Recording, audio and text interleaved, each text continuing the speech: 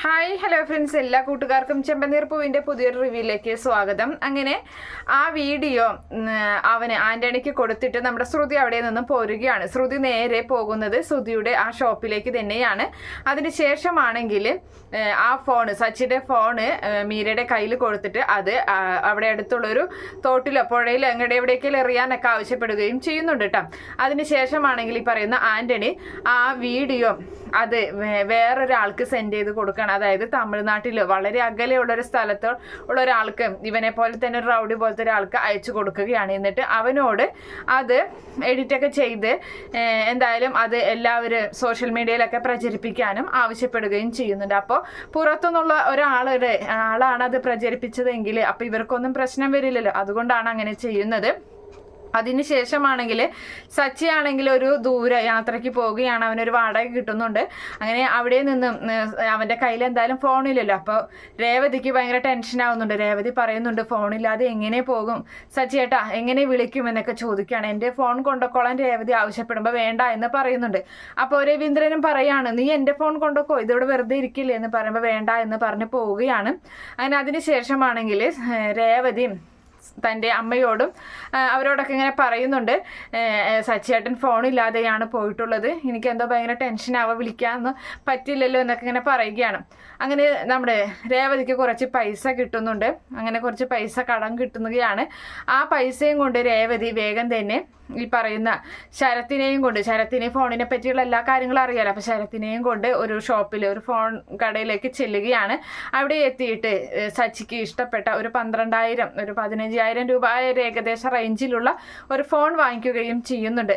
പക്ഷേ ഇവരിങ്ങനെ phone select ചെയ്യണ, ആ കടയിൽ സെലക്ട് ചെയ്യണ സമയം തന്നെ ഈ പറയുന്ന വീഡിയോ വൈറലായിക്കൊണ്ടിരിക്കുകയാണ്. നിമിഷ നേരം കൊണ്ട് തന്നെ മില്യൺ കണക്കിന് വൈറലായി അത് വ്യൂസ് ആയിക്കൊണ്ടിരിക്കുകയാണ്.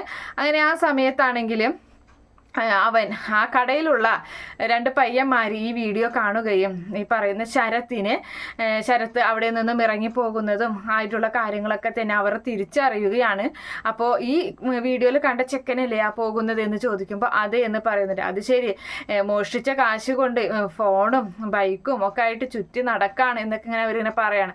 അവൻ്റെ ചുറ്റി നടത്തി ഇപ്പോൾ അവസാനിക്കും, പോലീസിൻ്റെ കണ്ണിൽ ഈ ഒരു വീഡിയോ പെട്ട് കഴിഞ്ഞാൽ എന്തായാലും അവനിപ്പോൾ തന്നെ പിടിക്കും എന്നൊക്കെ ഇങ്ങനെ പറയുന്നുണ്ട്. എന്തായാലും രേവതിക്ക് ഫോൺ കിട്ടിയ ആശ്വാസത്തിൽ രേവതി അങ്ങനെ വീട്ടിലോട്ട് പോവുകയാണ്. അതേ സമയത്ത്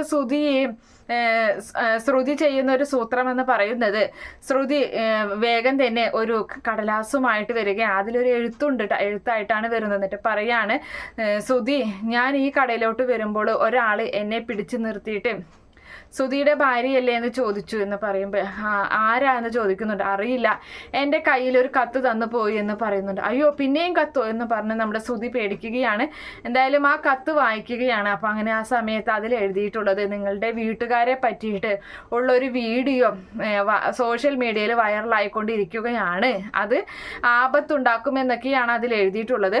അങ്ങനെ ആ സമയത്ത് വേഗം തന്നെ ശ്രുതി തൻ്റെ ഫോൺ എടുത്തിട്ട് അടിച്ചു നോക്കുകയാണ്. അങ്ങനെ ആ സമയം വൈറലായിക്കൊണ്ടിരിക്കുന്ന വീഡിയോ എന്ന് പറയുന്നത് ഈ പറയുന്ന ശരത്തിൻ്റെ വീഡിയോ ആണ്. അങ്ങനെ ശരത്തിനെ കണ്ടിട്ട് ശ്രുതിക്ക് ഒരുപാട് സന്തോഷമാകുന്നുണ്ട്. അത് താനല്ല അത് ഇതാക്കിയതെന്ന് അറിയിക്കാൻ വേണ്ടിയിട്ടാണ് അങ്ങനെ ഒരു കത്ത് നമ്മുടെ ശ്രുതി മനഃപൂർവ്വം അങ്ങനെ ഉണ്ടാക്കിയതാണ്. അതിന് ശേഷമാണെങ്കിൽ നമ്മുടെ ശ്രുതി പറയാണ്, ഇതിൻ്റെ പുറകിൽ ആ രേവതിയും ഉണ്ടായിരിക്കും, അവൾ പറഞ്ഞിട്ടായിരിക്കും ഇങ്ങനെയൊക്കെ ചെയ്ത്, രേവതിക്ക് അമ്മയോട് ദേഷ്യമല്ലേ.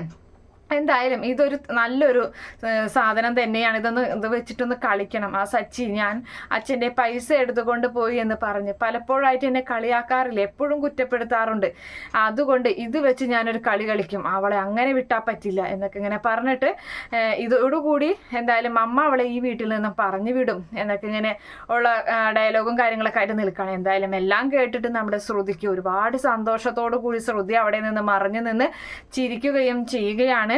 എന്തായാലും ഈ വീഡിയോ നമ്മുടെ ശ്രുതി തന്നെയാണ് ചന്ദ്രമതിക്ക് കാണിച്ചു കൊടുക്കുന്നത്. ശ്രുതിയോടാണ് അത് ആവശ്യപ്പെടുന്നത് കാണിച്ചു കൊടുക്കാനായിട്ട്. അങ്ങനെ ആ വീഡിയോ കണ്ട് ചന്ദ്ര ആകെ കലിതുള്ളി. പിന്നെ പറയണ്ടല്ലോ, ശരത്തിൻ്റെ വീട്ടിലേക്ക് കയറി ചെല്ലുന്നുണ്ട്, ശരത്തിനെ തല്ലിച്ചതയ്ക്കുകയാണ്.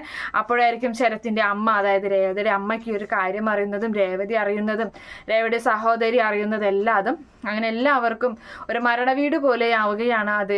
ശരത്തിനും അതിലൊരുപാട് അവൻ്റെ കൂടെ ആ ആൻ്റണിയുടെ കൂടെ നടന്ന സമയത്താണ് അങ്ങനെയൊക്കെ ചെയ്യാൻ തോന്നിയത്. പക്ഷെ ഇപ്പോൾ അവൻ അതിലൊരുപാട് കുറ്റബോധവും കാര്യങ്ങളൊക്കെ ഉണ്ട്. എന്തായാലും രേവതി ആ വീട്ടിൽ നിന്ന് ഇറക്കി വിടാൻ ചന്ദ്ര പല ഇതും ശ്രമിക്കുന്നുണ്ട്.